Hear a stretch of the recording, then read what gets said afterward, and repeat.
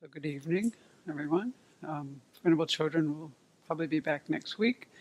She taught twice today, and we hadn't actually finished last time the chapter that we were working on, so we'll continue with that tonight. So we'll start by setting our motivation. And sitting here, I was again remembering what Geshe Dadul said when he was here. We were speaking and he was saying, "Oh, I hear that you're studying debate." And then the first thing he said to me was how appreciative he was of all the people that were his classmates and how much he learned from them and how much they taught each other. And I can really see how that is the case because we correct each other and bring out more points, and people send in emails and ask questions or give more information, and I really appreciate that and enjoy this process. And so as we turn our minds to this topic, I think it's, for me, helpful to remember that I'm not always so logical and I'm not always seeing things so clearly. And I even watch it when, like, we're doing these classes, all of a sudden my mind gets kind of stuck in a certain way of thinking, and I can't solve what we're looking at. And it's very similar to just how the mind gets stuck when we're not seeing reality clearly, which is, all the time. So seeing how useful it is to be leading our lives in a way that's based on some kind of reasoning and not just kind of gliding through on automatic or being pulled around by our emotions all the time. I appreciate the emotions that I have and I like to use them, the ones that are wholesome, but the ones that aren't, I really could do without. And without some kind of logic in my life and reasoning, I probably wouldn't think that way. So just appreciating our opportunity and seeing it as part of our path to full awakening. And then really bringing into mind why we're doing this, to help us to become Buddhas, to help us to realize the nature of reality so that we can do that. And then always keeping all sentient beings in mind so that we can have a very large perspective about what we're doing and why we're doing it, to relieve the suffering of all beings. Let's take a moment to turn our mind that way and have that be our motivation for what we're doing. So for those of you who are using books, last time we got to the section that starts with comments on page 63. And so we'll start with that and then work through that, and then there are a couple of emails that came in that I wanted to respond to, and then I'd like to go back and do some exercises together, and hopefully we'll have time for all of that. So where I am on my notes. Oh, sure. If you're using an ebook, you'll want to find analytical thinking of all sorts depends. So we'll start right in to the text. And it says, analytical thinking of all sorts depends on this comparative approach to learning. So here, Daniel Perdue is making a lot of comments to us. So starting to put this in perspective. Knowing the boundaries of pervasion of a thing, its range in the world, informs us about what is possible. You may think of it as learning the meaning of words, but the light of learning illuminates more than semantics. Analytical understanding begins with observation. Then we learn the details, and then we see patterns. Understanding this in distinction to that, and understanding this and that are alike in some way, are essential tools in this investigation. So as he said in the introduction, this is a way of developing our critical thinking. And it's interesting that it's all about looking at the range of things and how things relate to each other. And yeah, and maybe you see that in your own experience. I was thinking about when we do our meditation practice, we start observing a lot of things, then we start learning the details of them, and then we start seeing the patterns in our own mind, at least about how the afflictions work. And that's quite helpful because you don't have to then learn everything individually. You can start kind of seeing patterns and working with things. Okay, but as these are real objects, as these are real things that are being compared, but are these real things that are being compared, or is this just some intellectual sleight of hand? The things that are being compared are as real as you are and as close as your breath. How far do you have to reach out to contact something that is impermanent? Not too far. And what would you reach with? And what would you reach with other than something that is impermanent, like your hand? It's about these things. And I think it's important that he does this because both the subjects as well as the collective entities is the word, that are what encompass those subjects, it's easy, I find, to get confused about, actually. So he's trying to point out that when we populate these, when we compare these two things, and we're looking at all those examples in there, those are real things that we're talking about. Why they're trying to tell us to use specific subjects as well. Because sometimes when we do this, we just say something kind of vague like blue, rather than this blue shirt, things like that. I think we sometimes get into trouble by not populating those sets more specifically. So it's about real things that you can reach out and touch. So exactly what is being compared in this process? In the analytical comparison of two phenomena, P and Q are predicates or qualities, as a man has the quality of being a person. So I looked up predicate in the dictionary because that word is not a word I would generally use. And in logic, it had two meanings that kind of apply here, or come. One sentence that was given that had two meanings, one in logic and one in grammar. Part of that seems to apply here. And it said, state, affirm, or assert something about the subject in a sentence. So that's kind of the grammar part. Or an argument of proposition. So to state, affirm, or assert something in an argument, proposition, about the subject in an argument, a proposition. So, as he's saying, this is about qualities. And in our text, it says the predicate is a quality of the subject, or something that can be ascribed to the subject.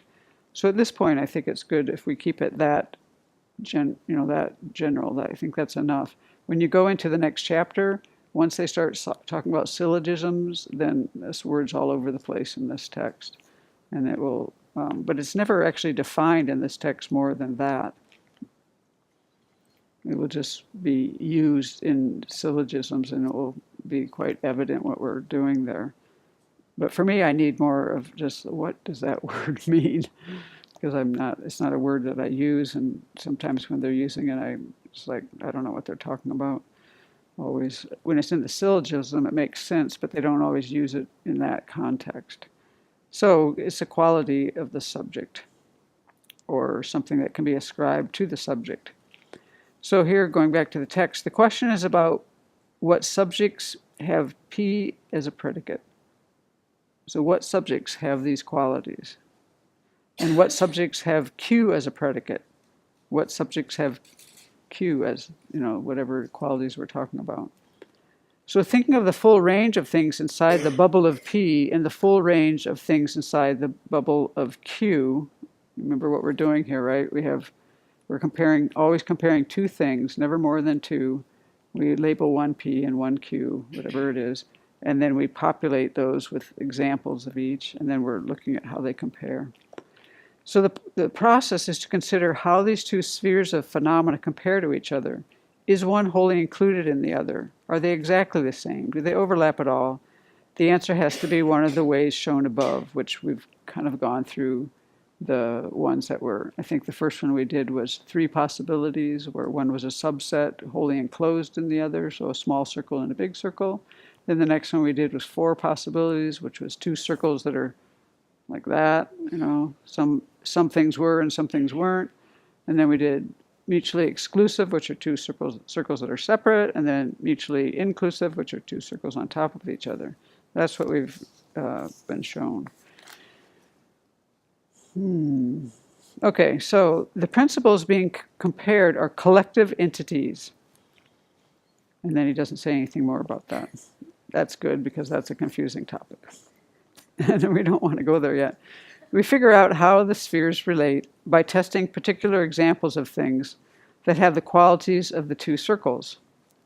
We ask whether or not there is anything in the real world that may accurately be said to have both qualities. The answer to that then implies whether or not we may accurately use those terms as predicates in a sentence, such as, the subject and X is both a P and a Q. So let's do an example, like the subject and apple is both a fruit and an impermanent phenomena. So if you were comparing fruit and impermanent phenomena, those would be your 2 circles. And you could say the subject and apple is both a fruit and an impermanent phenomena. Thus, the point of the comparison between 2 principles is those 2 as predicates of real things in the world. And the comparison is verified by testing exemplifications or representations of those qualities. The process is not at all strange. It is something people do all the world over. It is just one of the ways we learn. However, this process in Buddhist reasoning and debate gives imagery to learning in a very natural way. We'll see. When I tried to come up with examples that they had in some of the homework, I didn't find it all that easily.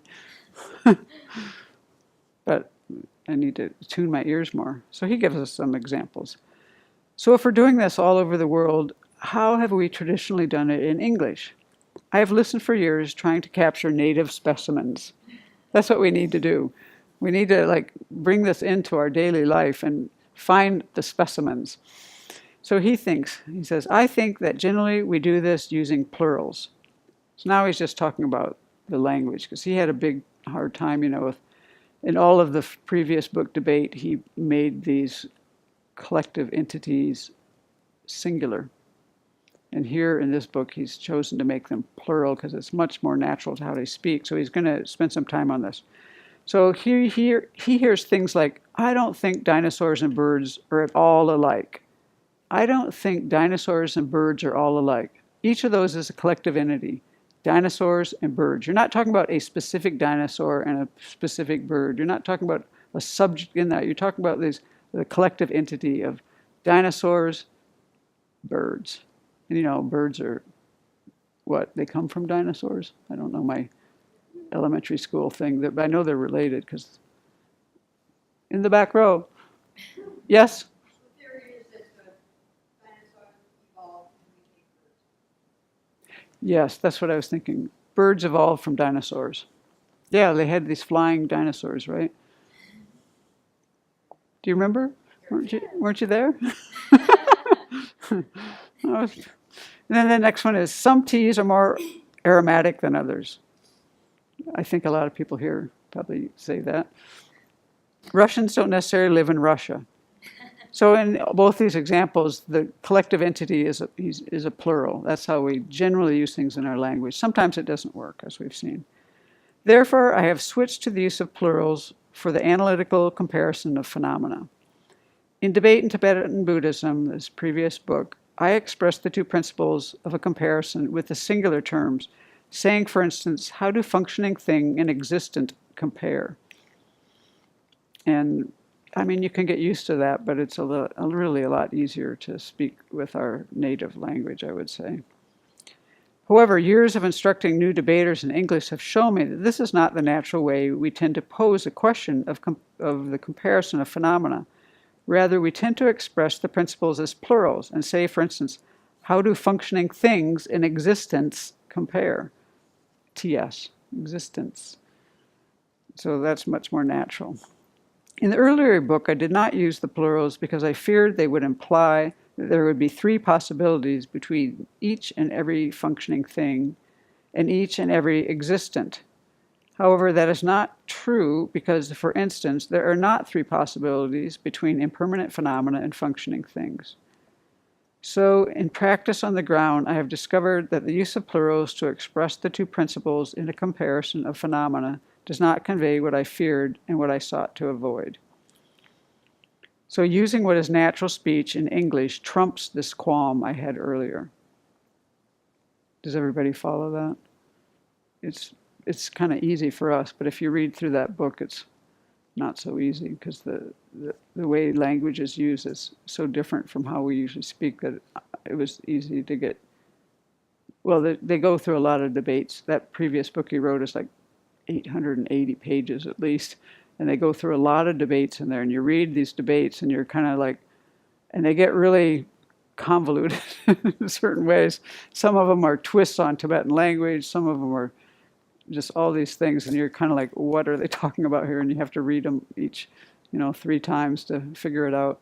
And so for me, it's kind of a joy that the English is, now I'm not having to struggle with the language. He's made this quite clear here because this took a lot of time to figure out. Okay, so here's one that we get to do. These next two exercises. Exercise 4.8. Listen quietly to people talking and try to capture whether or not they're ever engaged in the process of comparing phenomena in any way similar to this process. Pay attention to what you read and what you're saying and see if this process applies. So that's part of our homework, unless you've already done it. And then you can bring examples, because in the next one, we're going to do that. Find at least one natural species specimen where someone, including yourself, makes a mistake in the comparison of phenomena. Listen for it in films, television, music, and speech. Capture that specimen and write it down on a piece of paper, draw the circles, and explain the mistake. I don't actually find this very easy. So what I did is I went online and looked up lyrics, or what was it, quotes and love songs. Because I like love songs. They always have things put together that don't really jive. So I thought, well, that'll be easy. And it was kind of, but then I thought, oh, this is a monastic crowd. We can't have just that. So then we went on to, you came in and you said country. Yeah, and then we went on to something else. So anyway, here's one. How about this? All of me loves all of you. We're comparing all of me loves all of you. I don't know if I can even do this, but it seemed like a kind of a good choice. How would you compare that? I don't know. Maybe it's not a great example, but it seems kind of like, yeah. I have one. Okay, yeah. Okay, yeah, great, perfect. Which I thought about long term. Okay. Isn't it the Frank Sinatra song? Love and marriage, they go together like a horse and carriage. Do they always go together? Yeah. Love and marriage. No. Okay, let's see. Was this the one you gave me? The day you stop looking back is the day you start? Or is that one I picked? The day you stop looking back is the day you start. What do you think? Comparing the day you stop looking back is the day you start. Well, you could remain in neutral if you think of it like a car. When you're not backing up, looking backwards, you could go forwards.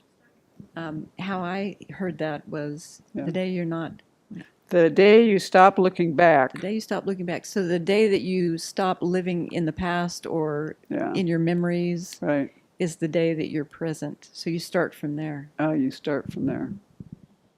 We're trying to look at things that just come up naturally and see how people are comparing two things. Do they actually have the same qualities? Like, to me, I would say, like, for that one, yeah, I get it, what she's saying there, the meaning of that. But when I think of it in terms of logic, okay, sometimes if I don't dwell on the past, it doesn't mean that I'm necessarily going to be the day I start and move forward.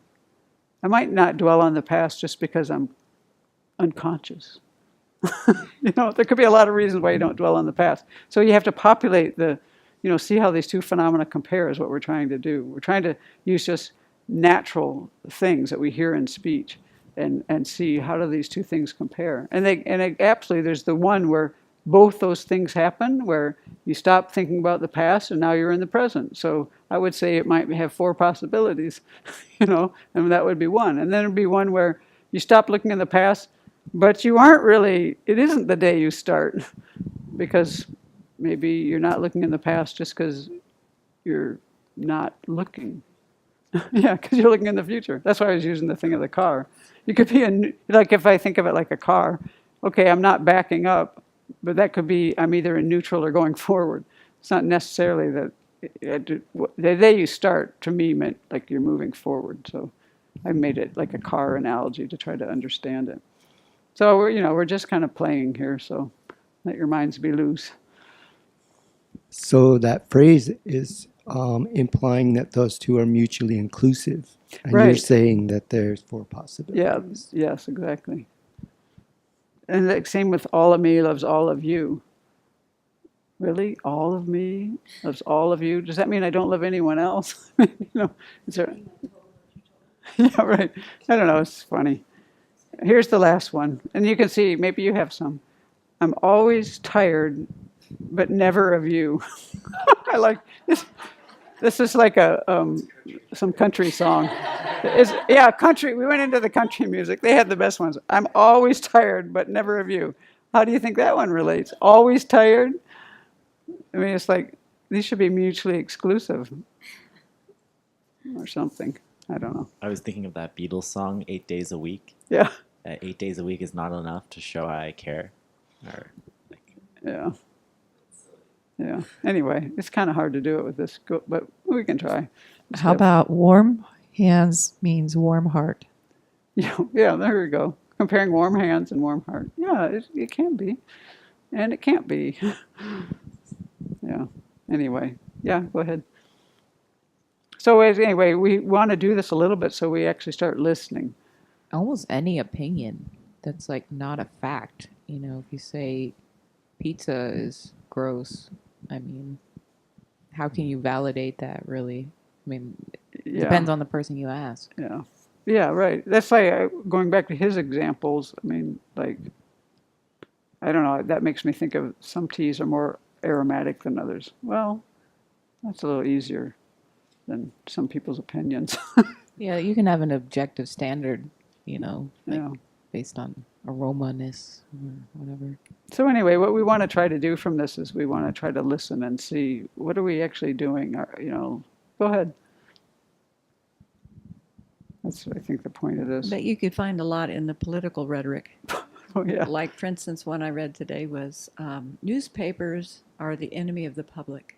I got into a debate with someone about skillful means and versus intention, and then the person I was talking to asked, "Well, are you going to believe the Irish or are you going to believe the Buddha?" And that struck me as very funny because I said, like, there's an Irish saying that the road to hell is paved with good intentions. I think that sort of intention isn't enough without skillful means. Then the response was, are you going to believe the Irish or are you going to believe the Buddha? Yeah, there we go. There are That's a plenty of good. Irish There's people. an example. There's plenty of overlap. Yeah, there we go. You had something too. I don't know if this is directly relevant, but I think a lot of bad policy decisions are made based on this sort of fallacies too. Like, the one I worked on was most crimes are committed by foreigners. And then we look at the police data. This is Singapore. Then you look at the police data, it does not bear Yeah, out. same in the United States. Yeah. It's actually very much true in the United States too, but you won't convince a lot of people who watch the news, and the presentations on the news aren't very, not sure if it's always reflective of the reality. Okay, so then he goes on with some advice. The comparison of phenomena is probably the single most important tool in Buddhist reasoning and debate. And here are some guidelines. What is the internal procedure for thinking about how two things compare? It seems that the internal procedure is not codified. Although in such a broad tradition, he's talking about the scholarly tradition of debate, many must have given advice over the years. I do not recall ever getting any instruction myself. Even so, here is what seems a rational procedure. First, spend just a moment pondering over the P phenomena, thinking of all the things that may be said to have that as a quality, and then do the same for the Q phenomenon. So we might think about how do blue and the colors of cloth compare. So, because it's easier to think of real things. So how do blue, the P phenomenon, and all the things that might have that quality, kind of picture that in your mind. And then think about the colors of cloth and all the things that might entail. So you just do this internally. He's telling to teach us how to do this debate now that he's gotten us taught the 4 comparisons and the 6 variations that they use, and now he's now that we've played around with enough, he's trying to give us some advice about how to do this. So he's saying, hey, first spend some time looking at all the P phenomena and thinking of all the things that may be said to have that as a quality, and then do the same for the Q. These reflections should rough in the boundaries of pervasion for each of the 2. I think of these boundaries of pervasion as like circles that contain all the P phenomena or Q phenomena, rather than as borders like the one between the United States and Mexico. So you might remember that when we did this before, blue and the color of cloth had 4 possibilities. So it's the 2 circles that were like this, right? So what's something that's both blue and the color of cloth? The blue jacket of the Anagarika suit. Yep, that's right. What is something that is blue but not the color of cloth? The blue sky. Yep. Or a blue sapphire. Somebody wrote me a question about this. I realized I didn't know what color sapphires were. I had to look it up. I thought, yeah, I think it's better to say the color of the blue sky. Did you say? I'm not sure what you said. I didn't say that. Yeah, it's better to say the color of a blue sky for sure. And he'll explain that later. And then what would be the color of a color of cloth, but not blue? The color of the chugu, which is kind of yellow to orange. Yeah. And then what is outside of those? What is neither the color of cloth nor blue? The color of the forester. What color is that? Color is white. Yeah, but it's not cloth. So I think the answer in the book is like the color of ruby. Let's look it up, because this is the one that this person had a question about. Does it say the color of a red ruby, or does it say a red ruby? That's the thing that oh, that's interesting. What page are you on? You might not know. It's 4. Because they made a chart on this one, and yeah, I think it can be because, yeah, it's on 52. And this is the one that somebody had a question about. I think that we might have misspoken once in here, but I don't think, I was thinking I did last week and you corrected me, but I don't think that was it because I remember what my error was. But I might have been, I don't know. But at any rate, when you're comparing these 2, blue and the colors of cloth,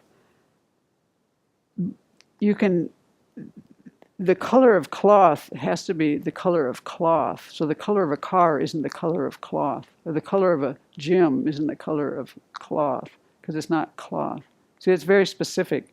If you have a circle and you have all the colors of cloth there, and then you have another circle and they're like this, and this is how I understand it. You can correct me if I'm wrong.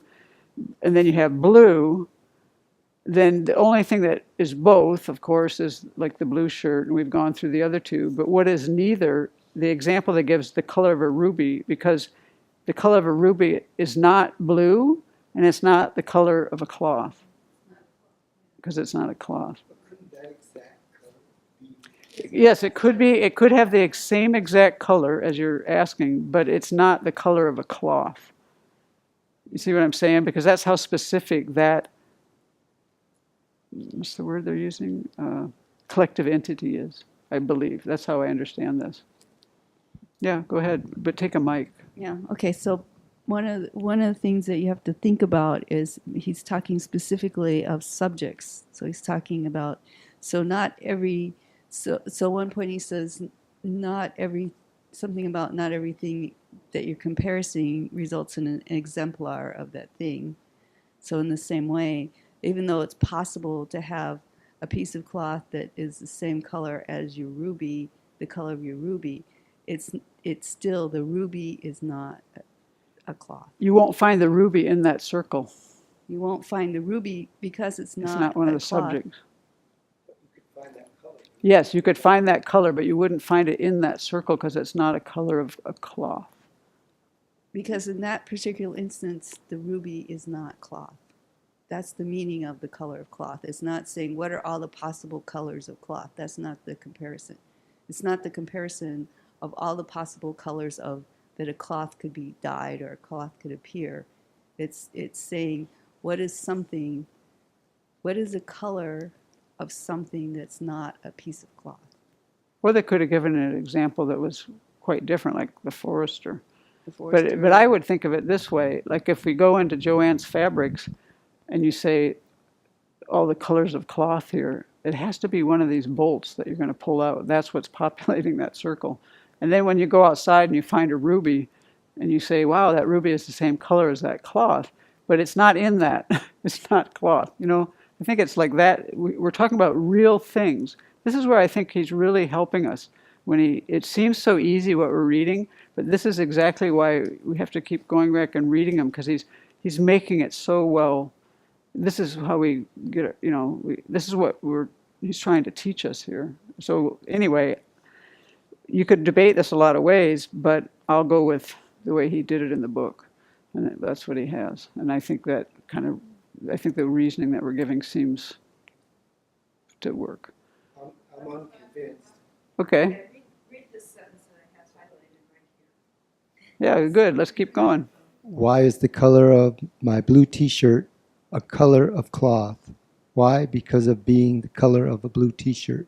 Yeah, and in here he's talking about giving very specific examples. Right. But if you had another object that was that exact color, you're talking about the color, not the object. They could have been dyed with the same thing. I could dye my hands with the same color you dye the blue shirt, and it's the same color. That's Yeah, what the color I'm not is the convinced. same. Yeah, we're not But disagreeing we're about not that. talking about the ruby. We're talking about the color of the ruby. Well, that's where I think where we differ. We're talking about the thing. Yeah. Well, please hold on. Wait 1 sec. Take a breath first, because when the energy gets like this, we can't think very well. So just slow down and please let Venerable Sepul speak, and then let's come back. You will, but I just want to let somebody say what they have to say and let things calm down a little bit. Well, I will let you finish, but I'm directing the crowd right now. This is called crowd control.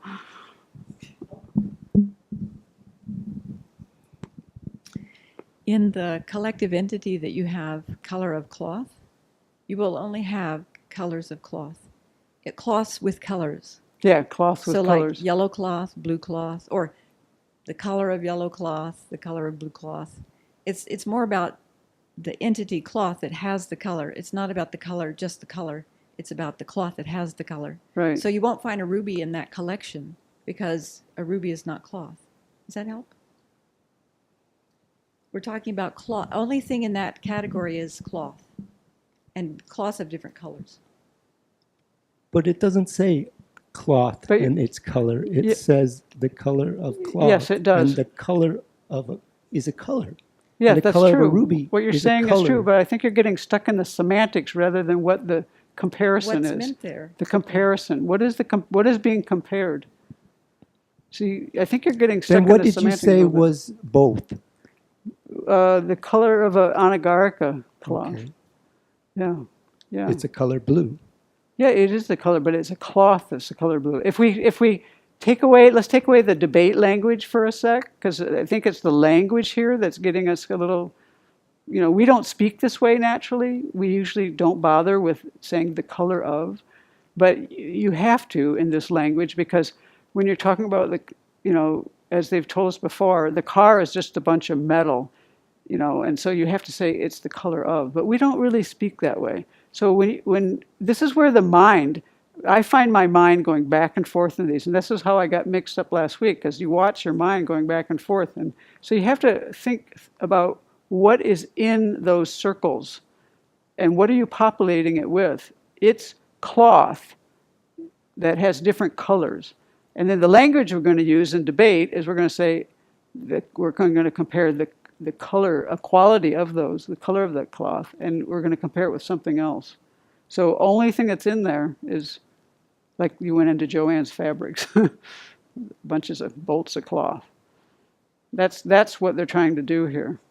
And then if you wanted just to compare colors, you could do that. But it would be I think it would have to be a different subject. It would be like colors and blue. That's what I think. You don't need to agree with me. I'm just telling you how I understand this. Yeah. So anyway, let's keep going, and maybe it will help, because he gets into this where we get tied up.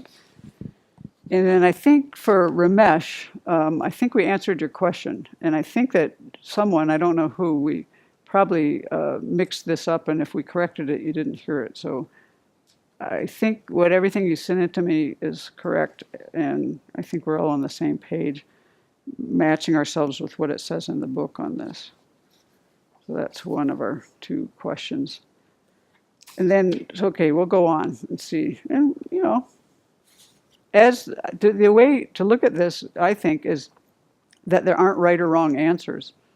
The way to look at it is what Geshe Wangmo says. Oh, we can debate that. This is the way I like to look at this. And so, we can debate that. And then let's see who can get it there to shake out, I think that, I think what I understand is what he's doing here. It makes sense to me. So the way that I'm approaching this is, I am trying to understand a system of thought. Right. So I may have other systems like, physics or biology or something that I've learned in a different situation. And so when I look at what they're saying, he's giving me an example, like the color of the red ruby. Right? Okay, so then when I look at that, I say, okay, so in his system, that's a true statement.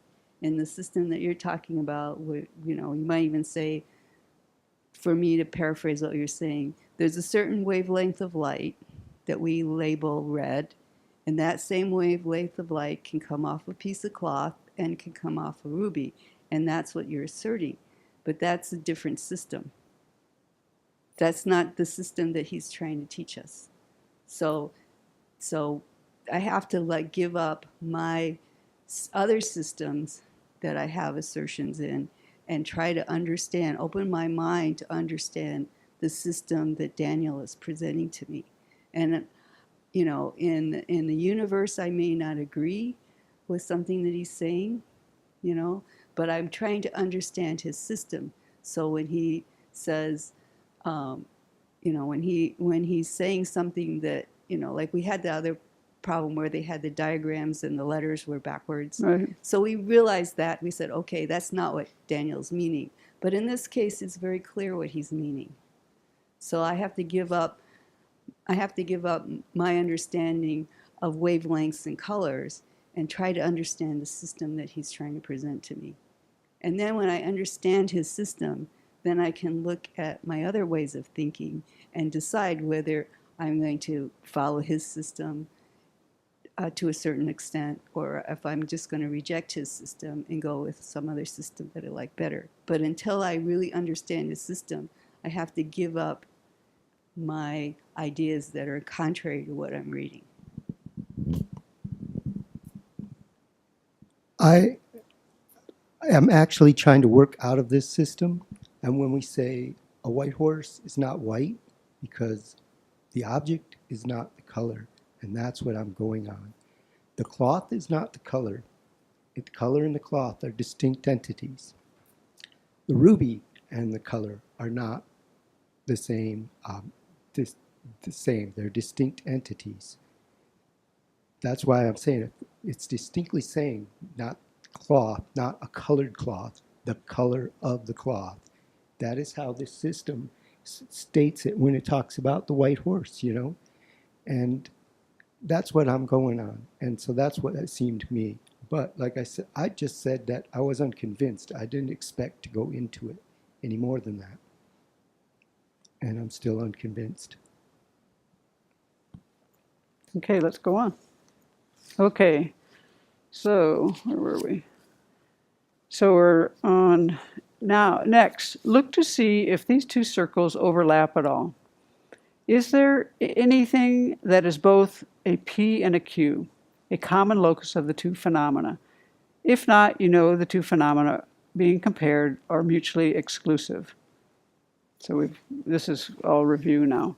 If they do overlap, then wonder whether or not the circle of one of the two phenomena is wholly included in the circle of the other phenomena.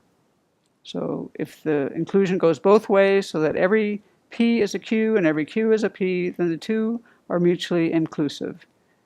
If the inclusion goes only one way, so that every P is a Q, but it's not the case that every Q is a P, then there are three possibilities.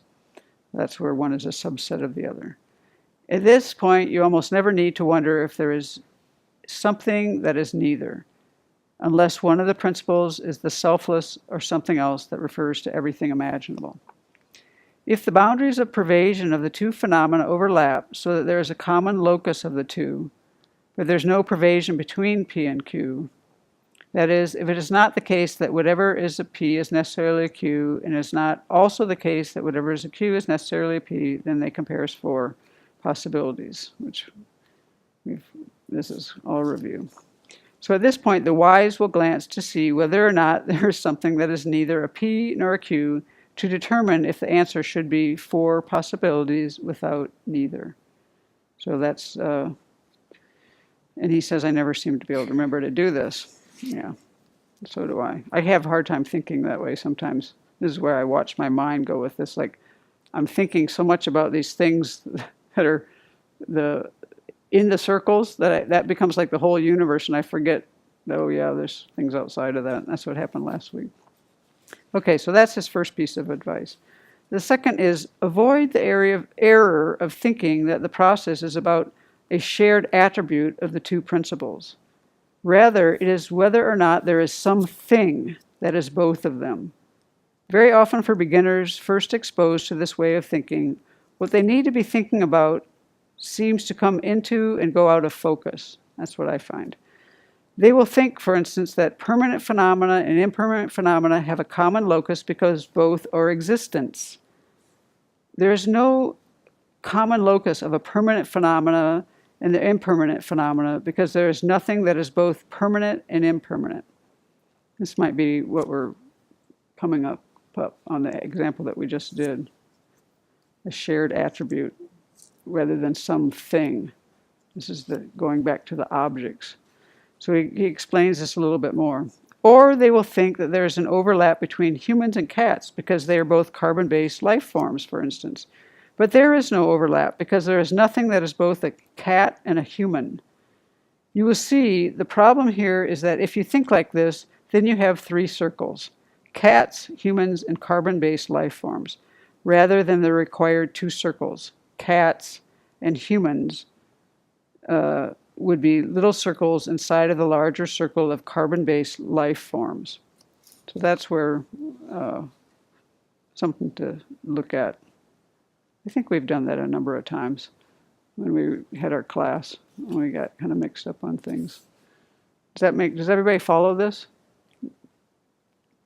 So the thing is not a shared attribute of the two, but something that is both of them. Yeah, an instance. Yeah. Free to skip over this one, but how do the two compare the color red and redness? Because redness would be a permanent phenomena, no? I don't know how do you define redness? Having the quality of being red. if redness is a hue, then it's the same.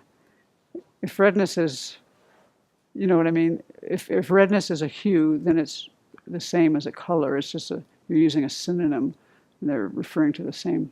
At least the color is the same. But one is just talking about a color, and the other was the red. What was the color red? Yeah. So I think I would see those as synonyms, and they're referring to the same thing. It's just two words that are possibly referring to the same thing, depending on how you define them. Because if you say they're both a hue, then that's what the definition of a color. That which is suitable as a hue, I think. Okay, yeah, it's interesting. Gets you thinking. Recall that in my comments above, in the issue of what is being compared in the comparison of phenomena, I settled on saying that it is the qualities of the individuals within the collective entities. The issue is not about the class P as a whole, but about all of the individual members that are P. As I will show later, it may be that the group as a whole has a quality that is not shared by every member of the group. So this is an easy one that I can give an example of. If you use something in this system, let's see, if you use something that, like, say, existent, things that exist and existent, that has examples that are both permanent and impermanent phenomena, right? Impermanent phenomena exist and permanent phenomena exist. So if you use, those are like, those would both be, there would be things that would be impermanent phenomena, like most of the stuff on this table, and there would be things that are permanent phenomena, like the emptiness of everything on this table, and they would all be in that circle of existence, objects of knowledge. But the group as a whole, the collective entity, objects of knowledge, is in this system considered permanent. But it's whenever you have both permanent and impermanent instances, then you designate that collective entity permanent. So that would be one example here of, let's see, I will show later that it may be that the group as a whole has a quality that's not shared by every member of the group. So the way they designate object of knowledge is permanent. But not every object of knowledge is permanent. Some of them are impermanent. That's an example. Indeed, it even occurs that sometimes the group as a whole has a quality that no member of the group has. And that, I bet, goes to some of these crazy examples of, like, isolates or something. It would be my guess, but we're not going there tonight. This book, like, we've already gone forward into stuff that's way farther on in this book, so we're just trying to keep it simple and get the basic ideas here. Inside of each circle P, imagine 1,000 little circles or little points, each of which stands for something that is a P. In some circles, there would be far more than 1,000. In some, there would be only one. Among all of those things that are P's, are there any that are also Q's? So this is where I kind of follow what you're saying. It's a little hard to think sometimes when you're sitting up here. But for me, this is how I understand this is you always have to pick the items, the things. You know, that's why I was using the example of, like, the bolts of cloth. They have to be things. So not a quality of it, which is, so I don't know, maybe we'll sort that out down the line. If so, that is what you need to focus on, not whether or not there's anything that P and Q have in common. Everybody following that? How do you think that relates to the debate we had? Have we clarified it? For me, this kind of clarifies the issue, but I'm not sure. Or are we too bummed out to go there because of, can we still think and have fun, or are we going to sink? What's interesting is that, you're comparing categories, but the categories are not the things that they're made up of. This is what's interesting about this. So, but earlier you said this refers to real things. Right. And you're actually comparing, what he's saying is you're comparing the instances, or you would say maybe the members in there, the things that are the real things. So this is one thing I talked to Geshe Daldo about. I was saying to him, he wouldn't explain it all to me because I asked him the same question the last time he was here, and he's kind of strict that way. I already explained that to you. I'm like still lost in the same exact way. But he did tell me one thing that helped. For example, if you were talking about chairs, let's compare chairs and something else. So chairs is a collective entity, right? That collective entity, you can't sit on it. Or if you're comparing apples with oranges, the collective entity apples exists, but you can't chew one. All of the instances inside there are all the different kinds of apples, but the collective entity is not something you can eat. That's as far as he would answer it. We're not going to go too far in this. I'll let you ponder that. But what we are comparing, and right now when we're doing these two comparisons, we're not comparing the collective entities. We're comparing what he's saying there, the things in there. So how those two relate, the collective entity and what's in there, is actually a very important topic in the book I was speaking about, Knowledge and Liberation. It explains why this is important. And I'll just give you what I got from it. And don't quote me on this. Because sometimes I don't know how to use some of these terms. Like I would call that a generality, but I'm not sure sometimes because these words are so, when you read that whole debate book, until you're really good at this, you're never too sure. But I can say this in terms of a generality. The reason this is important is because when the Buddha was living, there were people who believed in a soul, right? And so this whole topic of generalities and all this, it relates to this almost like it's also the topic of wholes and parts. The same things comes in. It's like, if you think that when you're talking about a person, and inside is the body and the mind, and that generality can exist completely separate from the body and mind, then you can have an Atman. But if you think that they can't be separate, they have to, that they have to be together. I'm not using the right words here exactly. Yeah. Let's see. What did they say?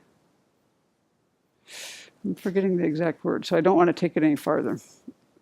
But to have an Atman, you have a situation where you have a generality that it can exist on its own, separate from the instances.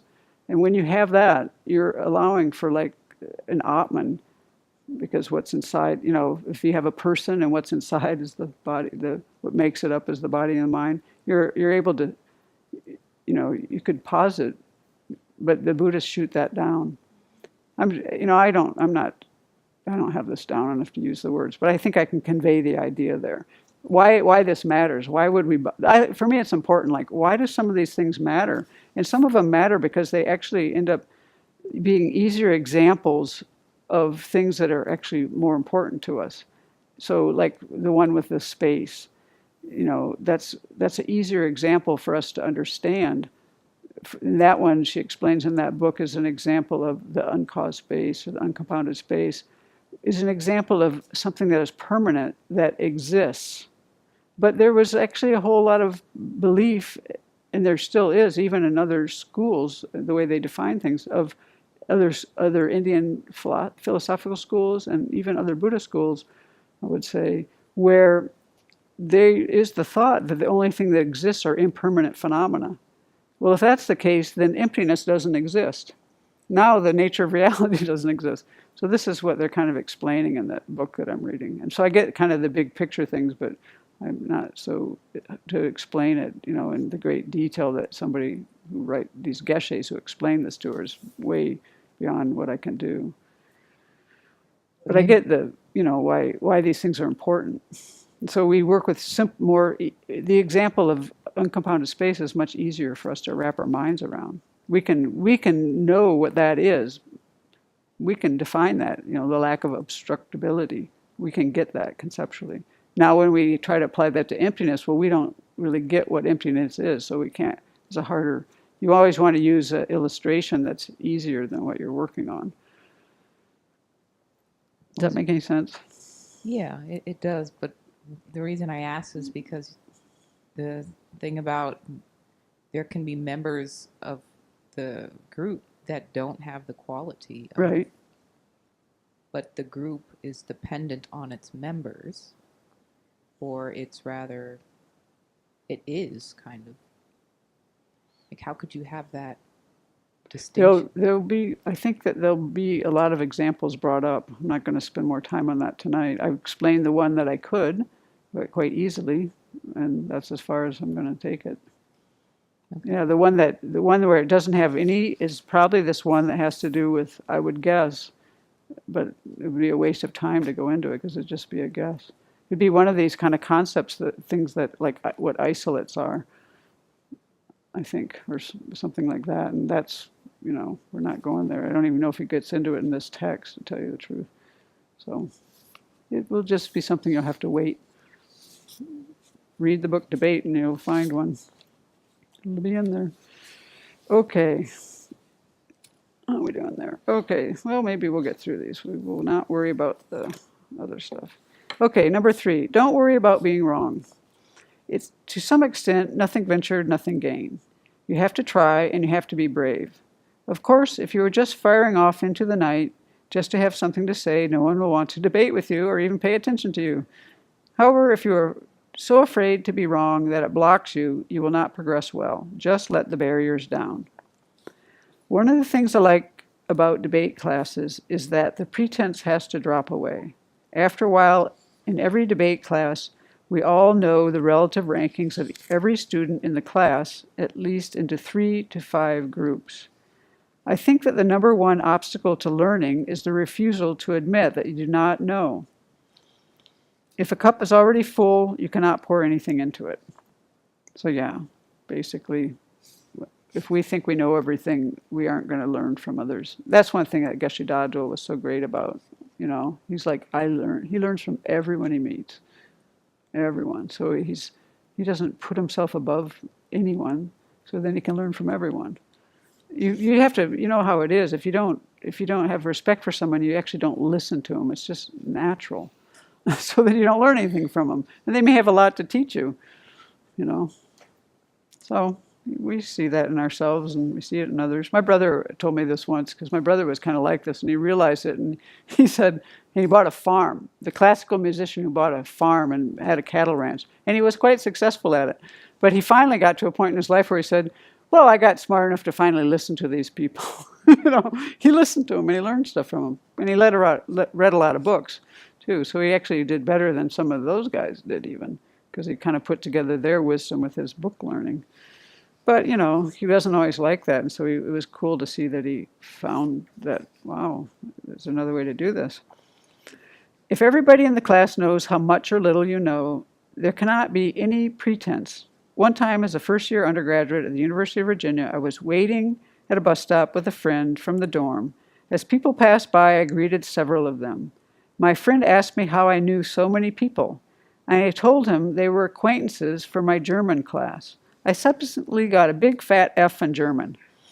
Do you ever take a language class? It's pretty apparent what you know and don't know.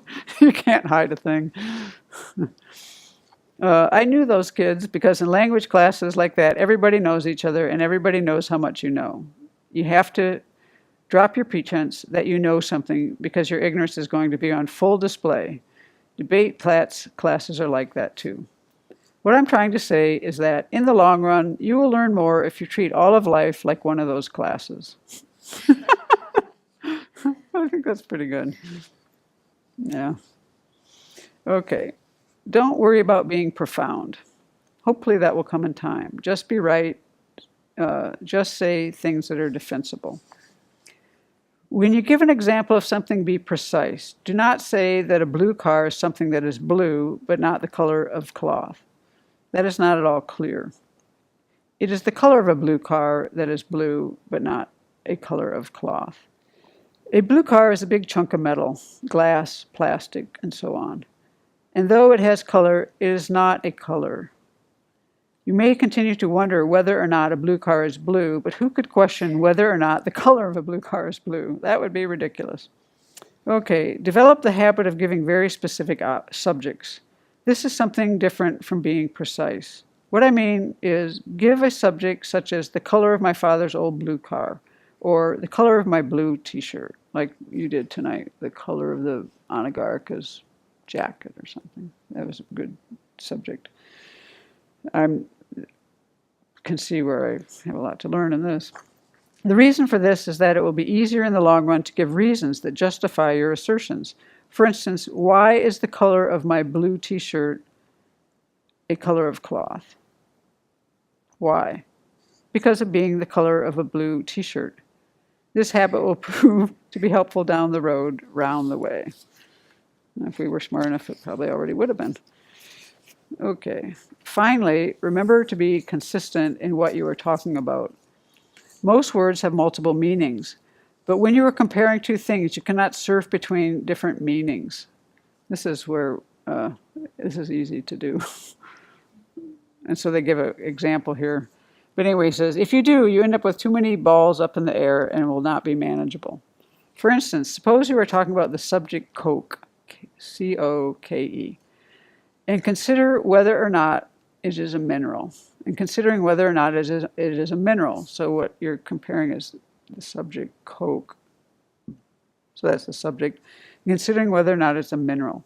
Just hearing the sound Coke, it's not exactly clear. It's not clear exactly what is being referred to, the popular soft drink, cocaine, or the carbon material that is a byproduct of coal. Because all of those we call Coke, right?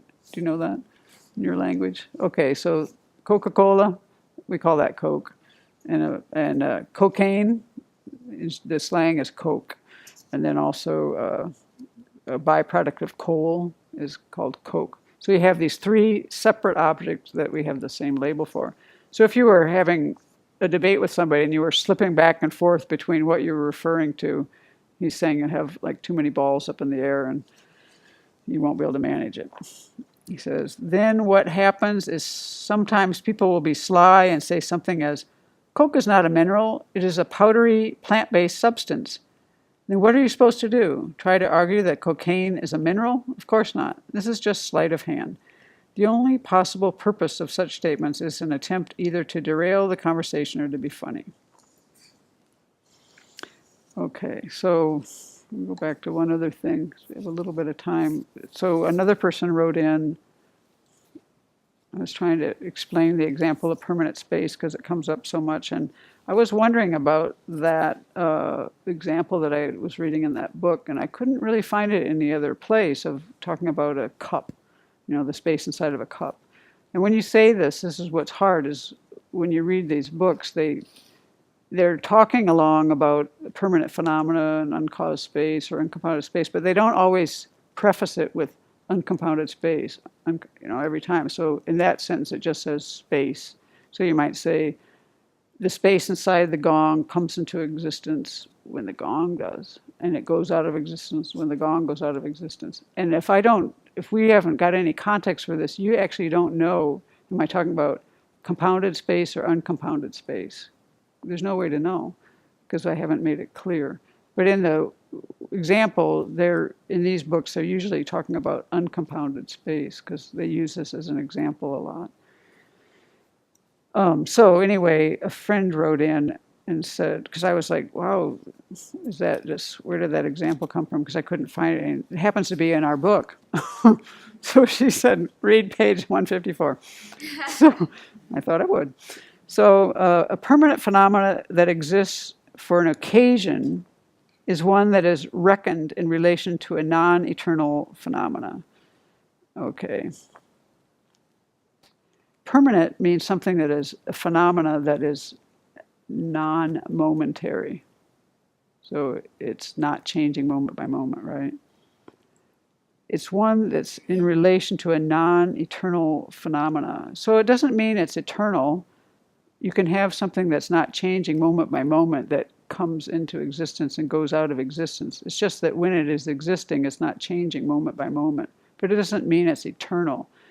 the way we use these words in this tradition, in other Buddhist, not all other Buddhist traditions do this the same, so you have to be careful. But permanent is a phenomena that's non-momentary, and eternal means something that, lasts forever. So we use, and Venerable's very careful with this. She always uses permanent in that way, and she always uses eternal in that way. And not everyone does that.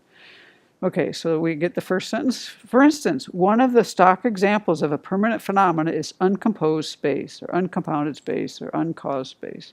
So he's using uncomposed space, all the same, which is identified as the absence of obstructive contact.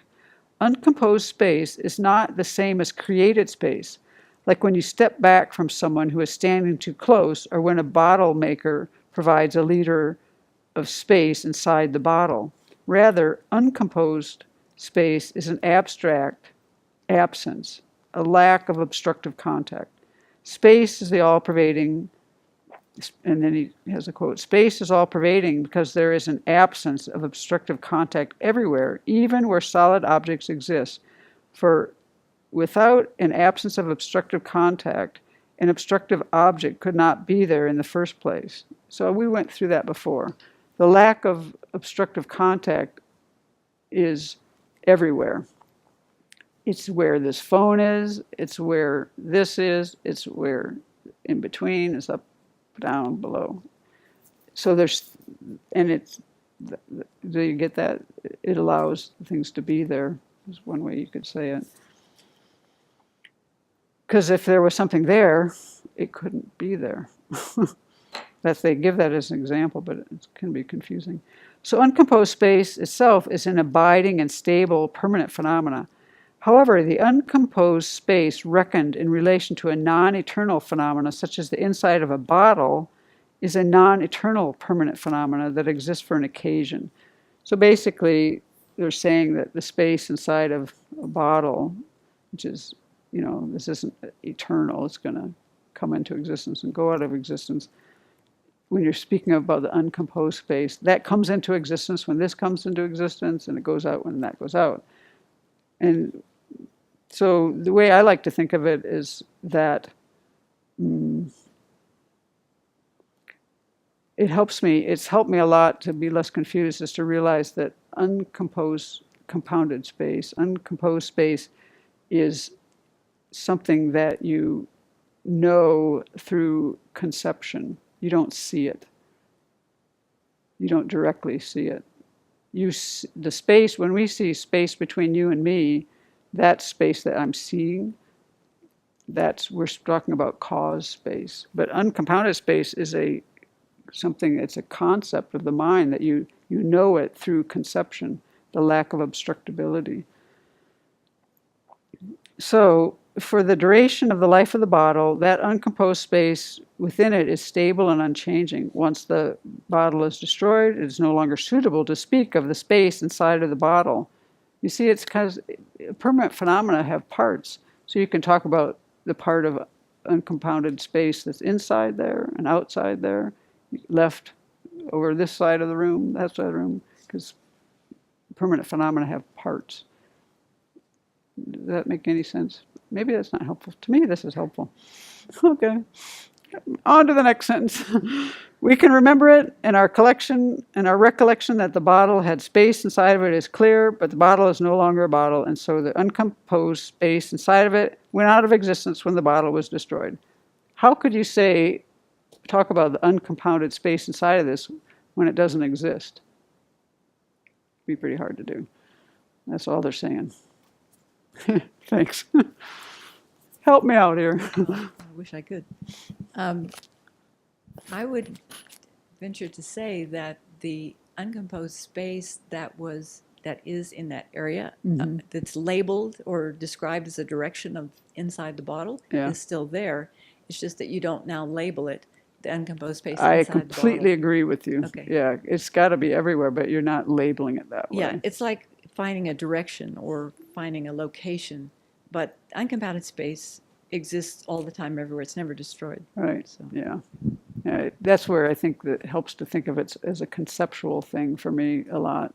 And then they go on in that thing how we infer or not explicitly and implicitly. And implicitly we know, because we do know about where this is, we implicitly know about that. We actually, I don't know what they're saying there. I should read that again.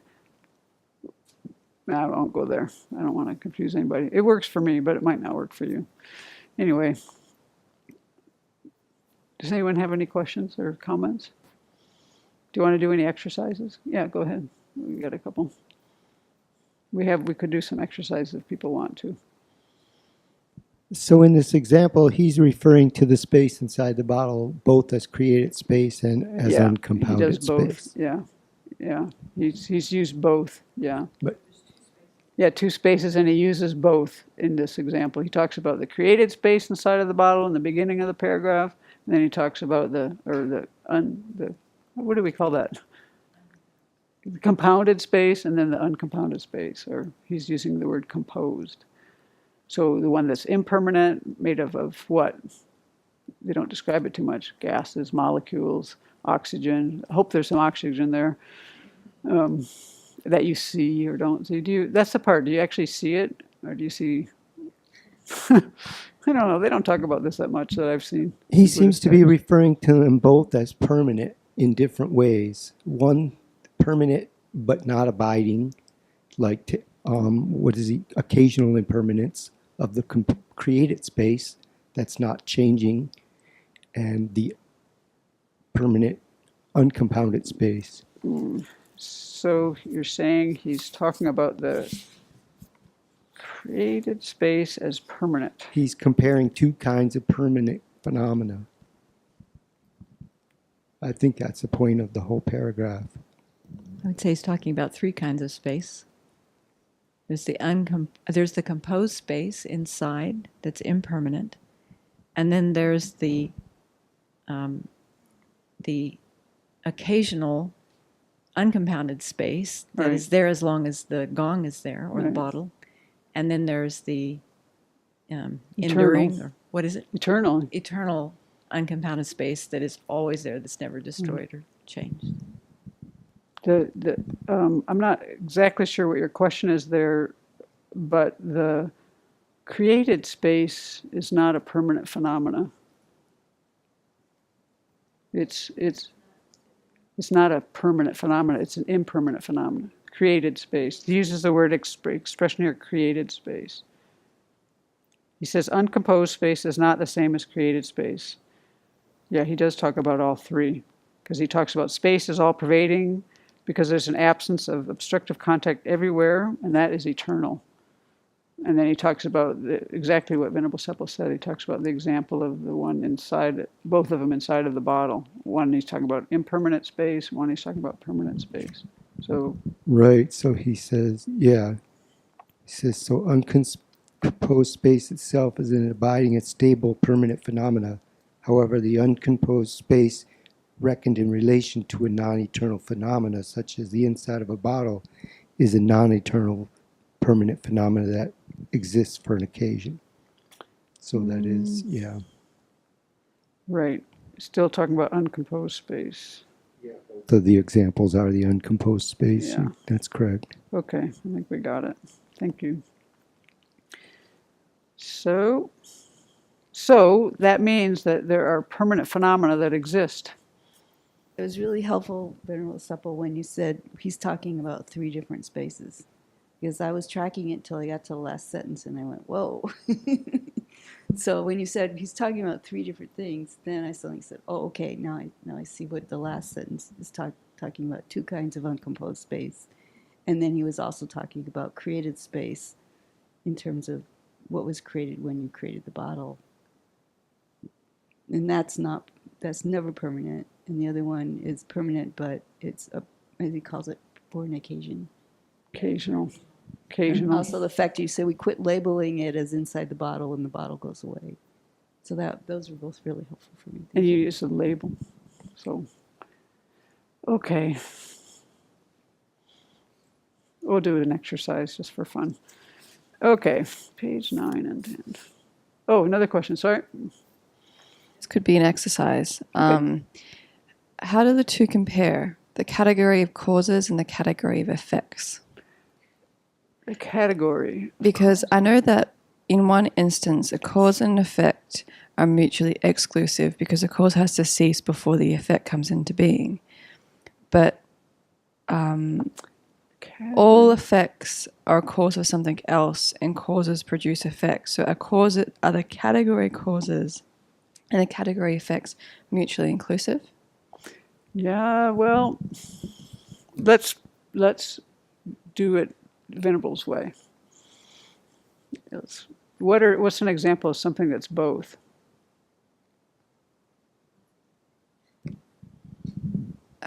One moment of mind is the effect of the previous moment of mind and the cause for the next moment of mind. Yeah, this is the same thing that we gave to Geshe Dadul about the karma, and I found something that said that these definitely are not. I was trying to say that they were the same, and they definitely weren't. They were related. Cause and effect were related. They're related causally, but they don't. The instance. But anyway, but the category. See, you're talking about categories. You're not talking. You haven't. I don't know if you've given it an instant yet. I'm not so clear that you've given an instant that is both of the category of causes and the category of effects. One moment of mind. Mm-hmm. Okay. Yeah. Moment of mind. Okay, do we accept that? The category of causes. One moment of mind comes under the category of a cause, because it's an instant. One moment of mind is an instance of a cause. One moment of mind is not a category. No, but it's an instance of the Wait.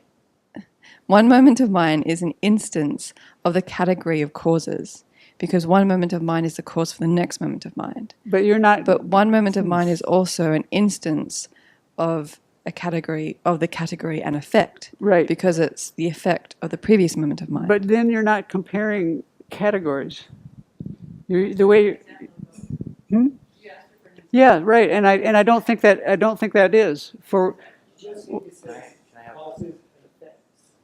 Yeah, but I don't believe that what you're saying works. And I'll say it, and then go ahead. The way you just explained that is exactly the thing I tried to say to Geshe Dadul.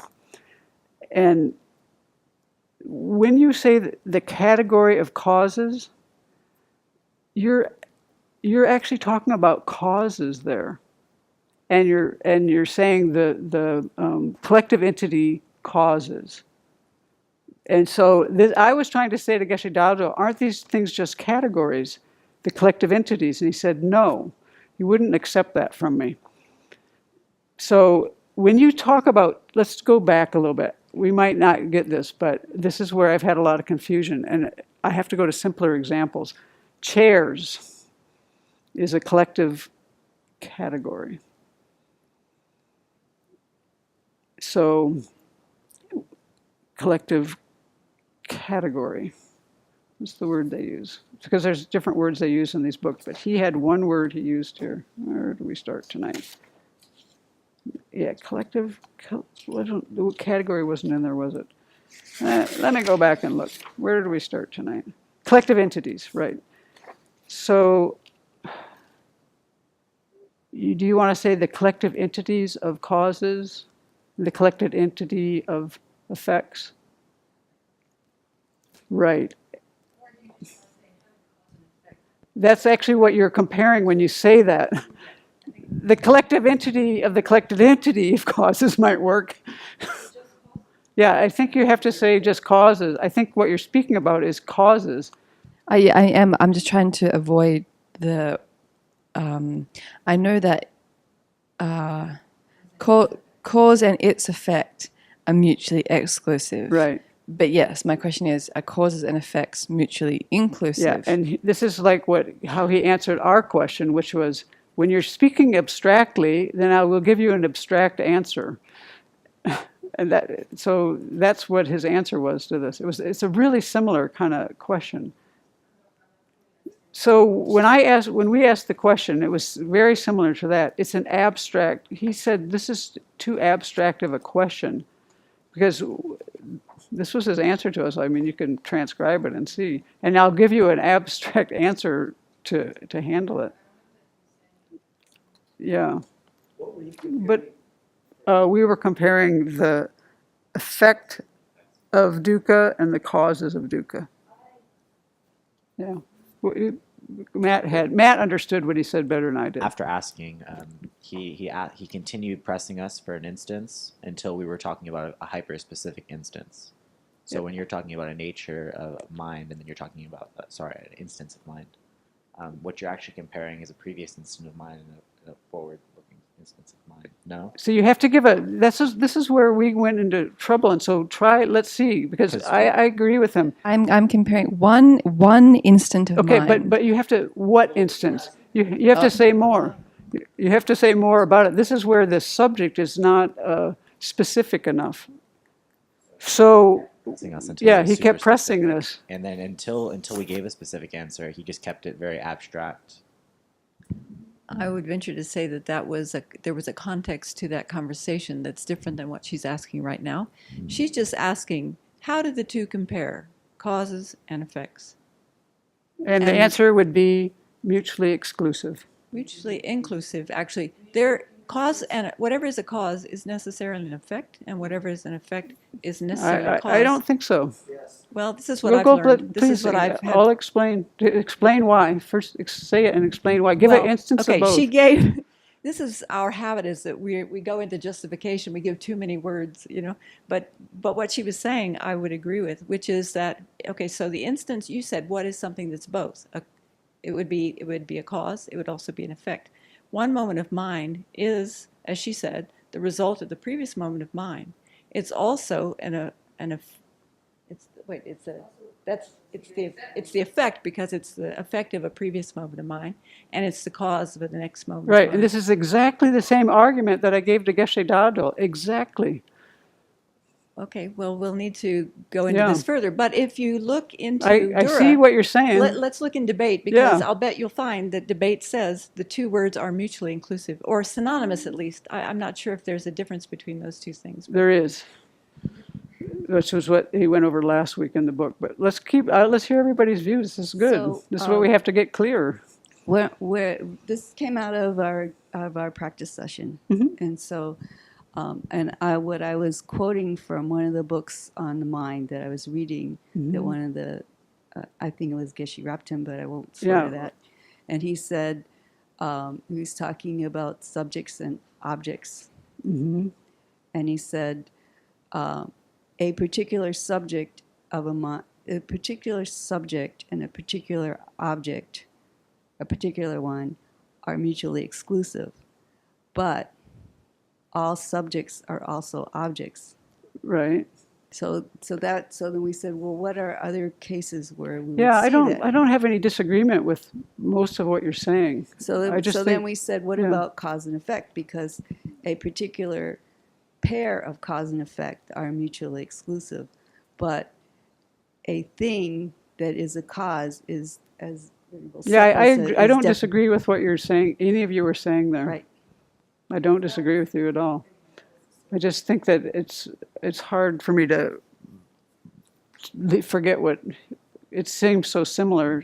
To me it seems exactly the same question that I posed to Geshe Dado. You said with Geshe Dado you were talking about the causes and effects of dukkha. Right. Yeah, so here we're talking about just causes and effects. And if we went through the questions, like you could say a single moment of mind, or you could even say this moment of mine, or, you could say this book. It is the effect of it's the result of the previous moment of book, and it's the cause of the next moment of book, even with physical phenomena. Right. I have no disagreement So with that. then can we find anything that is a cause that is not an effect, or anything that's an effect that's not a cause? And I But think then you're we- comparing the same phenomena, and you can't do that in this system. You have to compare two different. The things have to be different. Well, how Well, would isn't you that- how would you go Well, about? hold on. Let's go back to what I understand in this system is that when we compare phenomena, that they have to be different. How would you go about? Yeah, products and impermanent phenomena. How would you go about proving that those two are mutually inclusive? But the examples you give are different. Sure. So when you say, okay, just use P and Q, okay? We're not even going to talk about particular P and Q. But what do you ask the question? Is there anything that is both P and Q? And you go, yes, the subject X is Right. both P and Q. Right. So if you say, if you substitute the word causes, and for P and effects. Okay, I Or see what you Q. guys are doing now. Okay. I get what you're doing. I think this is because we're jumping ahead, and this is later material. But it does say in Daniel Purdue's debate book what we're saying. Although cause and effect in general are mutually inclusive, if these are applied to a specific basis, they are mutually exclusive. Yeah. So this is page 536. Although I'm not seeing his presentation of proving cause and effect in general being mutually inclusive, but he's pointing out later that he just goes into how cause of pot has to cease before effect of pot. So, but what would be an example? So would a moment of mind work? Yeah. What was Geshe Dado's answer? He said we were being too abstract. So Yeah. Mutually exclusive. well, then, yeah, that's because exactly he's he saying wanted you to get weren't getting to a specific. specific example. Right. So then that's Right. basically what she said. All right. So yeah, when you get, that makes sense. That makes sense to me. But I would like to know, I'd have to think about I can't get that example exactly to work, but I can't really think, so there you go. Sorry. It works for you, doesn't work for me. With it being a specific example, if you're saying what is the cause and of the moment of a moment of mind and the effect of the same moment of mind, they would be mutually exclusive. But to use a moment of mind in the example of comparing causes and effects is not what that's referring to. It's referring to if you were comparing the cause and effect of a specific item. I guess I'm just so kind Such of, as- what would the word be? Marinated in things that are more specific examples that I'm having a hard time with that's helpful, but I see my mind kind of not walking over there so well. Yeah, I think that it's a good thing to look at in the long run, even if we think about it later, because it really shows the connectedness of everything. That everything that is a cause is an effect of something previous, and everything that's an effect is a cause of something else. And you can look at like how we know of matter, and nothing goes out of existence, and we don't say there's any beginning. The matter doesn't go out of existence. Even if you had a glass jar and it got crushed to glass powder. Yeah, I don't have any trouble with that. Right. That doesn't really solve it for me. But I get it. I think that's what it helps show is that everything has a continuum and an interdependence. Well, this is the thing where it's ripe for the student. That's what, and for mine, I don't have a qualm about that. So my qualms has more to do with, I have a lot of qualms about how this process works and about what you're talking about. I have a lot of confusion. This is what I was trying to clarify with Geshe Dado. I have a lot of confusion about the subjects, actually. And it's quite a big topic. And so I can't go very quickly in that because, I can't make that work. Okay, now we can stop, hey? It's been a long day. Okay, that was fun. We got through the chapter, I think, which is what we were trying to do. And that was I like to be thought-provoking questions, so that was good. Thank you, everybody. That's the point, thinking. But we are really jumping ahead, but that's okay. I don't have any problem with that. I think Yeah, it's good. And I think Daniel Perdue does too. He says we're going to get some more points for our next life. So we just got a few. Okay, so thank you, everyone. And let's take a moment to just appreciate sharing together and our opportunity to do this. I think actually for me it makes me really see when we get into syllogisms that a syllogism only applies to the person who's pondering the thing. And so it's interesting to me how parts of this work, parts of it don't, and there's just so many facets to this. I thought this would all be a lot easier, actually, when I started looking at the debate, reading this debate book, and I was just surprised, like, how many distinctions they make. And I think that we need to be able to make these distinctions. So may our minds grow in this way so that we can do this and help each other along the way and get to a place where we actually can realize the nature of reality. And may we use that to purify our minds completely so we'll be in a better situation of being able to benefit others. So let's then dedicate.